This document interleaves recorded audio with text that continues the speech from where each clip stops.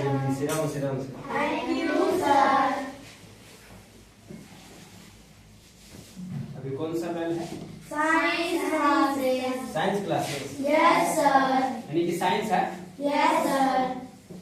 चलिए क्या पढ़ना हम लोग? Science. क्या पढ़ना? मोटरसाइकिल के बारे में। चलिए आपको साइंस क्लास में वेलकम है और मैं आपको इवोपरेशन के बारे में आज आप लोगों को कुछ बताऊंगा। यहाँ देखिए मैंने एक ड्रॉ किया है, एक वाटर साइकिल ड्रॉ किया है। उसमें आपको बताएंगे कि किस तरह से वाटर जो है गैस के फॉर्म में चेंज हो जाता है। उसी के बारे में आप लोगों को हम जानकारी देंगे। तो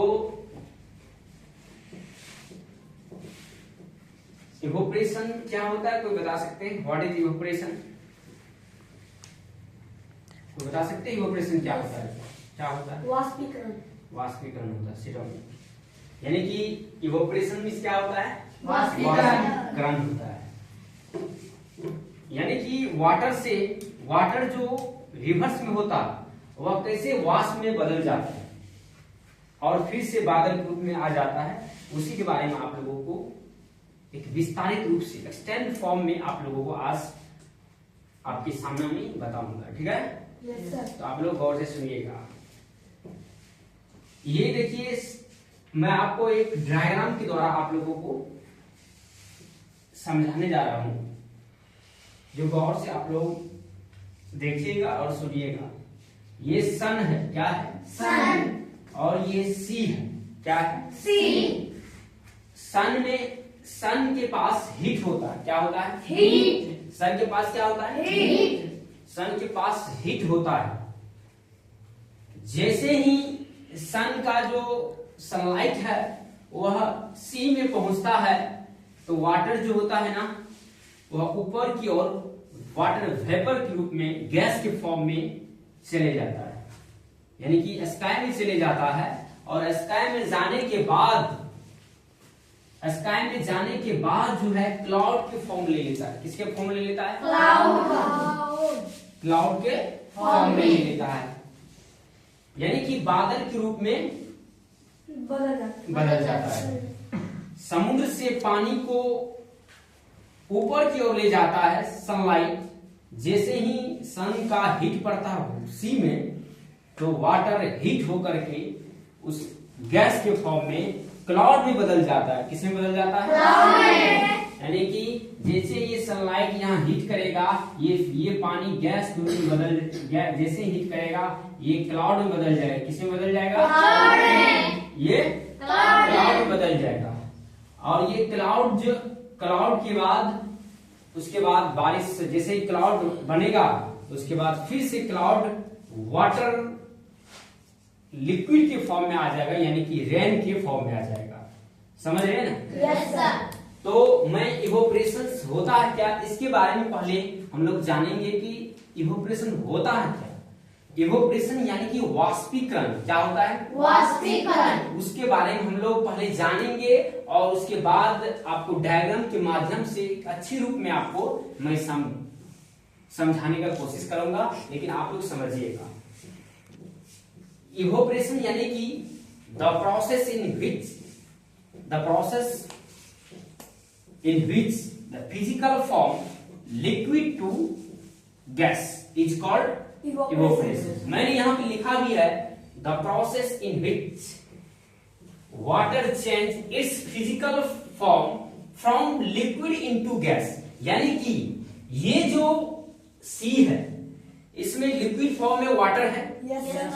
और ये वाटर जैसे ही सन का हीट इसमें आता है ये गैस के फॉर्म में बादल के रूप में यहाँ प्रवृत्ति हो जाता है स्काई में। कहां पर? स्काई में। यानी कि ये वाटर है। आप गौर से देखिएगा, ये वाटर है ना, वाटर। Yes, sir. जैसे ही सन का हीट होगा तो ये चले जाएगा क्लाउड, यानी कि बादल में बन जाए, गैस फॉर्म में बादल में बन जाएगा। और जैसे ही बादल बन जाएगा तो ये बादल कब बारिश होगा? बादल तो बन जाता है लेकिन बारिश कब होगा? तब होगा जब सनलाइट का यानी कि छाया को, सनलाइट की छाया को घेर लेगा। जैसे ही घेरेगा तो बादल ठंडा होता है, कूल होता है ना। Yes sir. बादल जो है गैस, वाटर की गैस फॉर्म में होता है और क्लाउड जो होता है कूल होता है, जिस कारण से क्लाउड कूल होने के कारण ये तो कूल है, क्लाउड कूल है, और सन जो है हीट है क्योंकि सन हीट करता है। और माइनस ये बन जाता है माइनस, क्लाउड क्या बन जाता है? माइनस। ये आपका प्लस रहा। ये दोनों बीच जो है घर्षण होता है। क्या होता है? घर्षण। यानी कि सन और क्लाउड के बीच क्या होता है? घर्षण होता है, जिसके कारण दोनों टकराव होता है। क्या होता है? टकराव। दोनों में अट्रैक्शन होता है। अट्रैक्शन के कारण जो है बादल क्या किसमें बदल जाता है? रेन में। किसमें बदल जाता है? उसके बाद बारिश होने लगती है। क्या होने लगती है? बारिश होने लगती है ना। Yes sir. तो फिर से आपको बताता हूं इवेपोरेशन किसे कहते हैं। The process in which water change its physical form from liquid to gas, यानी कि लिक्विड टू गैस, यानी कि पानी किसमें बदल जाएगा? वाष्प में। यानी कि गैस के फॉर्म में। किसके फॉर्म में? गैस के फॉर्म में। शीश समुद्र जो होता है ना, वो वहां से उठ करके गैस के फॉर्म में जाकर के बादल बदल जाता है, जिसके कारण जो होता है क्लाउड बन जाता है। और क्लाउड फिर से क्लाउड जो है फिर से सनलाइट से अट्रैक्शन करता है और दोनों के बीच टकराव होता है और ब्लास्ट कर जाता है। उसके बाद रेन स्टार्ट हो जाता है। समझिए ना। Yes sir. तो इवेपोरेशन का 3 रेट इफेक्टिव होता है। इवेपोरेशन का 3 रेट इफेक्टिव होता है ना। Yes, sir. 3 रेट इफेक्टिव होता है। किस पर डिपेंड करता है इवेपोरेशन? मैं आपको वही आज बताना चाहता हूं। यानी कि एक होता है टेम्परेचर, तापमान। ये क्या होता है? तापमान। इवेपोरेशन जो डिपेंड करता है, प्रभावित होता है, इफेक्टिव होता है, 3 चीज पर होता है। एक होता है टेम्परेचर, दूसरा होता है विंड, तीसरा होता है सरफेस एरिया होता है। यानी कि विंड मीन्स हवा होता है, टेम्परेचर मीन्स तापमान होता है, और सरफेस एरिया मीन्स सतह होता है। समझिए ना। टेम्परेचर होगा तो हवा होगा, टेम्परेचर होगा तो विंड होगा, विंड होगा तो सरफेस एरिया होगा। ये तीनों मिल करके इवेपोरेशन का काम करता है। किसका काम करता है? हाँ, तीनों मिल करके इवेपोरेशन का काम करेगा। तब जो है बारिश होगी ना। जैसे आप लोग क्लॉथ, यानी कि क्लॉथ आप लोग खींचते हैं ना, कपड़ा को खींचते हैं, फिर उसको जाकर के सन में जाकर के आप लोग देते हैं, जिसके कारण जो क्या हो जाता है? वो वाष्प कहाँ चले जाता है?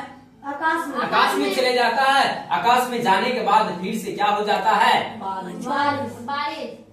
क्लाउड बन जाता है। और क्लाउड बनने के बाद फिर से वह वर्षा के रूप में नीचे आ जाता है। ठीक है ना। Yes sir. तो फिर से मैं आपको एक चीज बताना चाहता हूँ, आप लोग सुन लीजिए फटाफट, आप लोग ध्यान से सुनिएगा। ठीक है ना। Yes sir. देखिए, ये सन है। क्या है? सन। ये सन है। ये क्या है? सन है। ये सन हीट देता है समुद्र में। किसमें? समुद्र में। ये सन किसमें हीट देता है? समुद्र में हीट देता है। जैसे समुद्र यानी कि सी में हीट करता है, ये वाटर जो है, ये वाटर लिक्विड वाटर जो है, ये गैस के फॉर्म में, किसके फॉर्म में? गैस के फॉर्म। गैस के फॉर्म में गैस के फॉर्म में बादल यानी क्लाउड में चले जाए, स्काई में चले जाता है। किसमें चले जाता है? स्काई में जाता है। और स्काई में जाने के बाद यहाँ जम जाता है। क्या होता है? जम जाने के बाद क्योंकि यहाँ जब वाटर जम जाएगा, सनलाइट का प्रकाश को रोक लेगा। सनलाइट के प्रकाश को रोक लेगा। और जैसे ही रोकेगा तो सूरज का रोशनी आना बंद हो जाएगा और हीट और कूल में यानी कि प्लस और माइनस में क्या होगा? टकराव होगा, जिसके कारण से फिर से ये बादल रेन के फॉर्म में कहाँ नीचे जाएगा? आएगा। अब यहाँ हम इवोपरेशन कहेंगे। क्या कहेंगे? इवोपरेशन। उसे हम इवोपरेशन कहेंगे। ठीक है ना? Yes sir. आपको और ये इवोपरेशन 3 चीज पर डिपेंड करेगा, तब होगा इवोपरेशन। एक टेम्परेचर, एक विंड, एक सरफेस। समझ में आया? Yes sir. जय हिंद, जय भारत। देखिए आपको मैं एक चीज बताता हूं। जीवन की सबसे बड़ा गुरु होता है वक्त। क्या होता है? जीवन के सबसे बड़ा गुरु वक्त होता है, और जो उस वक्त को वक्त में सिखाता है वह गुरु होता है। क्या होता है? गुरु होता है। जीवन के सबसे बड़ा वक्त कौन होता है? गुरु होता है, क्योंकि उस वक्त में गुरु हमें ज्ञान सिखाता है।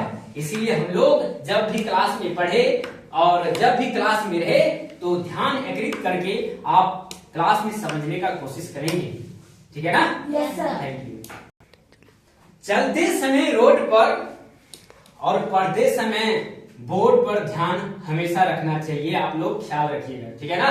Yes sir. इधर उधर मत भटकिए और अपने क्लास में जब भी रहिए जुनून के साथ, अपने कर्तव्य के साथ मेहनत, सच्ची लगन आप लोगों की करनी चाहिए। ठीक है ना? Yes sir. इसमें कोई भी तरह से त्रुटि नहीं होना चाहिए। आप लोग मेहनत कीजिए और मैं आपके साथ हमेशा भविष्य के, आप लोगों को भविष्य तैयार करने के लिए हम हमेशा अपने ईमानदार से ऑनेस्ट से आप लोगों को जो भी मैं पढ़ाता हूं उसको मैं आप लोगों को आगे रखता हूं, समझाने का कोशिश करता हूं। पढ़ता है तो सब। मेरा एक दोस्त ने कहा कि आप पढ़ने में, समझाने में बहुत अच्छे हैं। मेरे दोस्त ने कहा कि आप समझाने में बहुत अच्छे हैं, आप कोचिंग क्यों नहीं खोल लेते हैं? मैंने यही बोला कि हमको तो पढ़ता तो सब है, लेकिन समझाने किसी को होता है। तो मैंने, जब मेरा दोस्त बोला कि आपको बहुत अच्छे समझाने आता है, आप एक कोचिंग खोल लीजिए, तो मैंने एक कोचिंग खोला। हमको पढ़ने नहीं आता था, पढ़ता तो सब है लेकिन हमको पढ़ने नहीं आता, लेकिन हमको समझाने के लिए एक से एक नियम लागू करते। ठीक है ना? Yes sir. आज इतना ही। जय हिंद रखना। ठीक है ना?